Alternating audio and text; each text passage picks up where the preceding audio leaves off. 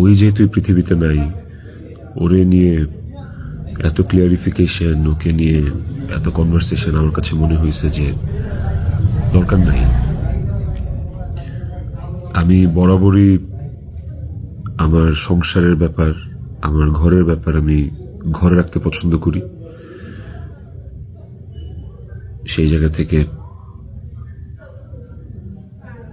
ওর মৃত্যুটা এমনিতেই আমাকে যে ট্রমা দিচ্ছে, ওর মৃত্যুটা আমাকে আসলে মানে পাথরই বানায় ফেলছে একরকম। এগুলো নিয়ে আমি আসলে কথা বলতে চাই নাই, কিন্তু আমার কাছে মনে হয় যে আপনারা গল্পের একটা পাতা পড়েই পুরো গল্পটাকে জাজ করতেছেন। একটা পৃষ্ঠা পড়েই পুরো গল্পটা সম্পর্কে আপনারা আপনাদের মনের মতো করে যা খুশি বলতেছেন। পাতার এক পাশ পড়ে আরেক পাশ পড়বেন না, এটা তো হয় না, তাই না? আর আমি আসলে কোনো কিছু প্রপারলি গুছায় বলার মতো স্টেটে নাই, পরিস্থিতিতে নাই।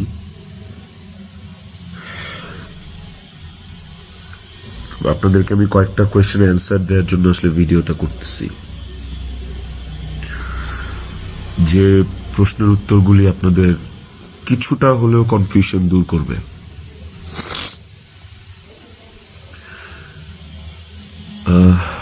শেষ প্রশ্নটা থেকেই আসি আপনাদের। আমি এই ভিডিওতে সবকিছু ক্লিয়ার করবো, এভরিথিং। আমি আপনাদের প্রত্যেকটা প্রশ্নেরই উত্তর দেওয়ার চেষ্টা করব। তো আপনাদের শেষ প্রশ্নটা ছিল যে যে মানুষটা একটা মানুষকে ভালোবেসে ভালোবাসা প্রমাণ দিতে যে আত্মহত্যা করে চলে গেল, মরে গেল, আমি ওই মানুষটা শেষবারের মতো মুখটাও দেখতে আসলাম না। এই যে আপনাদের প্রশ্নটা, আচ্ছা আপনারা কি আমার দেশে আসার মতো পরিস্থিতি রাখছেন? হ্যাঁ, আমি দেশে আসা মাত্রই আমার উপর মব সৃষ্টি হবে। আমি দেশে আসার মাত্রই আপনারা আমাকে টাইনা ছিঁড়ে ফেলবেন। আমার ফোনে এত এত এত থ্রেটস আমি আপনাদেরকে বলে বুঝাইতে পারবো না। আমার কাছে এমনও ইনফরমেশন আসছে যে এয়ারপোর্টের বাইরে লোক রেডি করা আছে। আমি যাওয়া মাত্রই they will gonna hit me, they will gonna kill me. Police ধরে নিয়ে গেলে ওকে, আমি সেটা আইনিভাবে ফেস করব, কিন্তু এখন যদি আমিও মারা যাই, আমিও রিজিকের মার কাছে চলে যাই, রিজিকের কি হবে? আপনারা কি চান যে রিজিক তার বাবাকেও হারাক? এই ছেলেটার কি দোষ? এই ছেলেটা বড় হবে না? ও কিভাবে বাঁচবে? মায়ের অভাব কেউ পূরণ করতে পারে না। যে মানুষটা বাইচা আছে বাপ, ওই বাপের অভাব কিভাবে পূরণ হবে তাইলে? মাও থাকবে না, বাপও থাকবে না? আপনারা এটা চান? আমার ইকরার শেষ মুখটা আপনারা আমাকে দেখতে দেন নাই।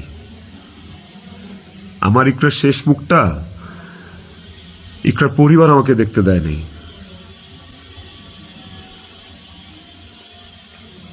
16 বছর সংসার করছি, 16 বছর একটা শত্রুর সাথেও যদি কেউ এক ছাদের নিচে থাকে, সে মারা গেলে তার চেহারাটা দেখার জন্য ছটফট করে মানুষ।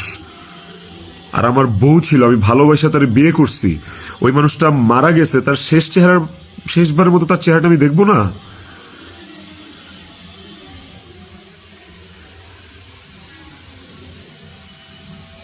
দেখেন, আমি না আসলে আপনাদের সাথে এখানে কোনো ফেক কথাবার্তা, মানে ফেক কান্নাকাটি, ফেক আপনাদের থেকে ইমোশন নেয়া, এগুলো নিয়ে কথা বলার জন্য আমি আসি না। আমি আপনাদেরকে আমার জায়গাটা আমি ক্লিয়ার করতেছি। আমি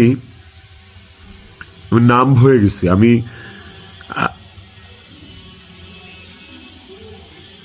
আমারও মনে হয় যে আমি যে কোনো সময় কোনো একটা দুর্ঘটনা ঘটায় ফেলতে পারি, বাট ওই মুহূর্তে যখন রিজিকের ফেসটা আমার চোখের সামনে আসে না, আমি নিজেকে শক্ত না করা ছাড়া আমি কোনো উপায় দেখি না। কারণ এখন আমার কাছে সবচেয়ে ম্যাটার করে রিজিকের লাইফ। ইকরা নাই, ওকে আর ফিরে আনা কোনোদিন সম্ভব না।